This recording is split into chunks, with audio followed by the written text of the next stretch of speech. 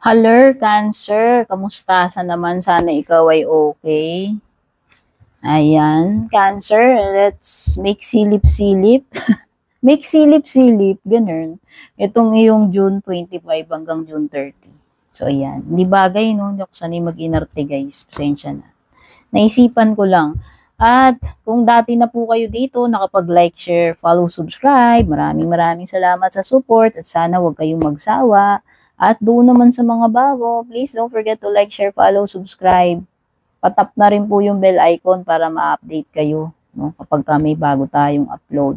Maraming salamat din sa mga nag-a-avail ng personal readings natin, yung mga suki natin, yung mga veterano na pabalik-balik. Sa mga baguhan, maraming salamat sa nag-a-avail ng mga subscriptions natin sa FB, mga nag-a-avail ng membership natin sa YouTube. Ayan. At sa mga interesado, gusto mag-inquire, mag-avail ng personal reading services ko, ay magbasa po kayo. Nandiyan po sa description lahat ng kailangan yung detalye, pati link papunta sa aking FB page. Kung balak po ninyo mag-avail. Ayan.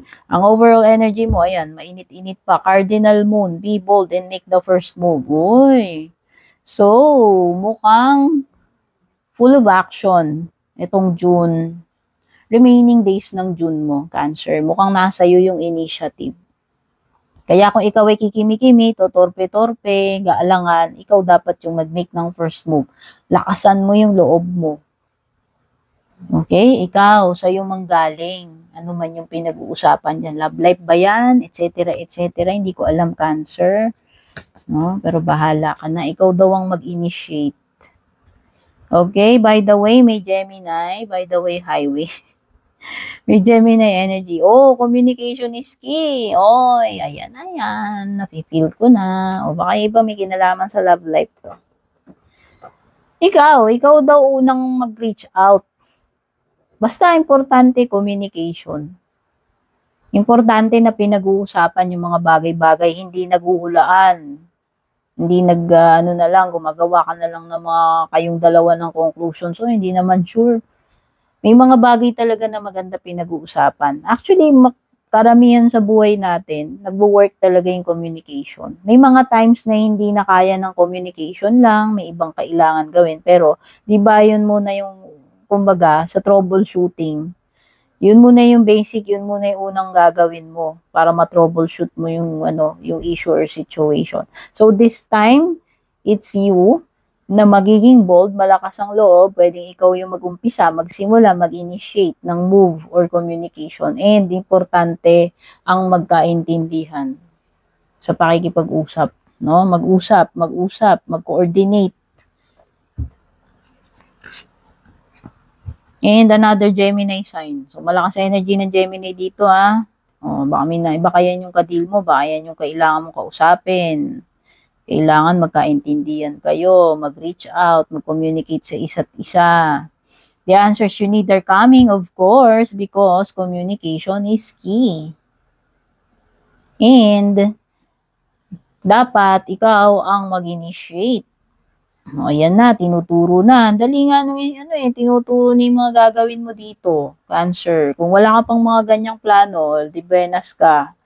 Kasi tinuturuan ka na dito ng mga cards mo. Ano ba yung mga dapat mong gawin dito sa situation mo? Okay? Strong energy ng Gemini. Wait lang guys. Gulo ng baraha ko. Excuse me. What's next? You have faith in your dreams. Have faith in your dreams. Siyempre naman, ano ba ang bumubuhay sa pag-asa natin para matupad natin? Yung faith natin. Aba, kung nag-quit ka na agad dun sa gusto mo mangyari, expect mo pa ba? Diba? Na may mangyayari, matutupad. Nag-quit ka na nga eh. So, don't quit on your dreams. Habang tayo humihinga, may pag-asa. May pwede ka pang gawin. No, huwag ka maniwala dun sa mga wala na yan. Yung mga naysayers, huwag ka makikinig dun. Importante, makinig ka. Makinig ka sa, doon sa determinasyon mo kung talagang may pangarap ka. Ikaw naman ang nag-create ng reality mo, not other people. Tsaka sino ba yung mga meron lang yan, taga-comment lang yan, taga-puna. Diba? Tsaka kahit ano pa, kahit i-bash ka nila, kahit ano pa sabihin yung mga yan, tandaan mo, Walang power yung mga bashers na yan kung hindi ka nagpapa-apekto at kung naniniwala ka sa sarili mo. Oh, sabihin nila, guilty yan, guilty yan. Eh, ikaw naman ang nakakaalam ng totoong istorya ng buhay mo eh. Yung mga yan, mga ano lang yan, chikador. Oh, pinadala ng kampo ng kadiliman para sumira ng diskarte mo. Yung papa-apekto ka ba doon? Of course, hindi. Have faith in your dreams. Ikaw, kaya dapat lagi kang positive. Dapat hindi mamamatay yung mga dreams mo, yung faith mo sa gusto mong matupad, di ba? Another sign, Sagittarius, no? So, may Gemini kanina, dalawang cards na Gemini, and then may Sagittarius, no? Look at the bigger picture. So, think of, yung long term. Yun yung nafe-feel ko dito sa card.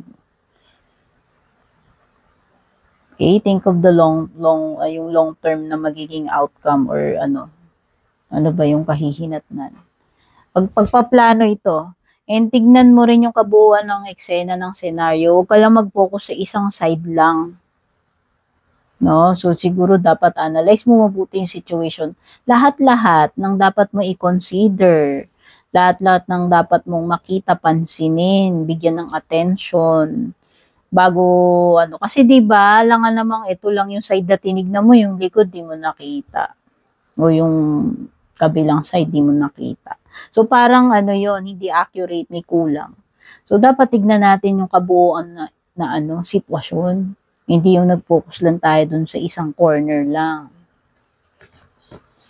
And another sign, Aquarius, no? So, what's next for you? Nakikita ko dito, this is you being confident na talagang ipapakita mo. Hindi ka na mahihiya. Maglaladlad ka na, ilalabas mo na kung ano ba talaga yung totoong ikaw. Hindi mo nalilimitahan yung sarili mo just because yung naghihintay ka ng approval ng iba. So, mas magiging bold, daring, confident ka, mas magiging natural ka, realistic, magpapakatotoo ka sa sarili mo. Yun yung nakikita ko dito. Hindi ka na mangingimi. Kung dati hindi mo masabi yung gusto mong masabi, ngayon hindi. Okay? Ano yung magiging outcome mo? You have hold your vision. Ayan, hold your vision. Diba? Have faith in your dreams and hold your vision. Kasi, malaki yung chance mo, mahit mo talaga yung jackpot dito. Like, mahit mo kung ano talaga yung goal mo, yung dream mo. As long as hindi ka nawawalan ng faith dyan sa ginagawa mo. Dito sa course mo. Dito sa iyong path, dito sa iyong dream. Hold your vision. Ibig sabihin, ituloy-tuloy mo. Slow and steady wins the race. Tandaan mo, hindi porke mas nauna sa'yo yung iba, nagmamadali sila, wala. Lahat tayo may kanya-kanyang path. Lahat tayo may kanya-kanyang runway. Pwede nga iba, andun na sila, ikaw andito pa lang. Pero doesn't matter. Importante is magko-continue ka dun sa path mo. Alam mo yung direction mo dapat tahakin. No? So, it's never too late palagi. Ganun dapat yung mentality. Basta hold your vision. Kasi, etong vision mo na to, etong dream mo na to, most likely makukuha mo yan. Depende sa pananalig mo yan. No? Depende dun din, hindi lang sa pananalig pala, pati dun sa mga ginagawa natin. Para, kumbaga, may yung mga steps na ginagawa natin para ma-achieve natin yung dream, yung goal na yan. Tower moment, so expect the unexpected. Ayan, may tower ka. So sige, sabihin na natin may mga panggulat itong week na to, mga darating na araw, hanggang katapusan, pwedeng may sumulpot na ganyan, hindi mo inaasahan. So dapat lang prepared ka. Pero kasi syempre, unexpected naman talaga yung power, no? So, sabihin mo na lang, may bubulaga talaga sa'yo dito, kung ano man yan. Devil card.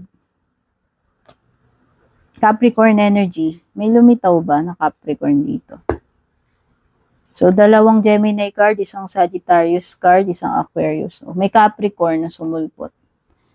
Temptation. So, this is yung mga bad habits mo.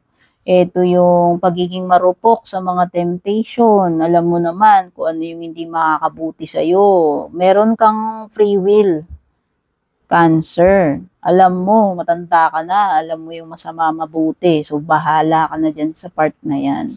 This is a toxic situation. Sabihin na natin, pwedeng a toxic person na ma-encounter mo. No? Yung something na hindi mo matanggihan kahit alam mong hindi dapat, kahit unhealthy, yung matitempt ka pa rin, yung mga ganyang situation, pwedeng dumating. And meron ka ring page of water. So, water sign, Cancer, Scorpio, Pisces. So, baka ikaw ito or another water sign. Okay, kasi lumitaw, Gemini, Sagittarius, Capricorn, Aquarius. Okay, pero may water sign na binanggit. Si Page of Water kasi is very, very open na person.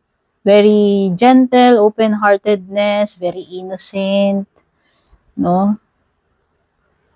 Very curious. Pwedeng this is an indication na, ewan ko, makikurious ka about something, tatry mo. Or pwedeng yung iba is, magsisimula kayo. Pwedeng this is a start of a connection, attraction, feelings na namumuo, pwede bagong parang may mamimit ka or maa-attract ka sa person or parang magsisimulang connection or relationship, no? Intimacy yan or relationship Okay? Basta, pwedeng iba sa inyo may mga paparating na ganyan. At ano yung self-care, self-love message para sa iyo? Yung pinaka-last, yung closing message mo. Uy, wear your party hat. Wow, this is something to celebrate, Cancer. Baka may magandang kaganapan sa'yo. Starting now hanggang katapusan ng June, baka may party. Basta, merong something na ikaka-happy, dapat ipag-celebrate, pwedeng may birthday, promotion, graduation, etc. Lahat ng kaganapan na nagbibigay ng happiness, achievement, dapat ipag-celebrate. Okay, so yan, baka may aatinan ka ng mga party, okasyon, etc. So, ito yung reading mo, Cancer, at sana makatulong sa iyo itong reading na to, at kung nagustuhan mo, nag-resonate sa iyo, don't forget to like, share, follow, subscribe. Take care, God bless.